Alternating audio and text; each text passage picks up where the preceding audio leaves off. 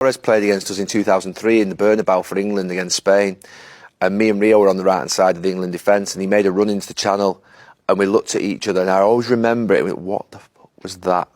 Not often a player sort of like you think. You both look at each other and you think that's unbelievable. The speed of him. I couldn't believe what happened to him when he left Liverpool to go to. Did Liverpool know that was going to happen? Yeah, we were watching him every day in training. He wasn't the same player physically or mentally. Dips, basically. He started getting injuries even in his second season at Liverpool, but he's still doing really well. And then his third season at Liverpool. But what happened was, when he'd signed his contract, Liverpool put a release clause in for like 50 million, which was massive money then. But he'd always scored against Chelsea, and Chelsea were desperate for him. The only good game he had that season was against Chelsea. We beat Chelsea at home 2-0 under Roy Hodgson. Right. Torres scored 2.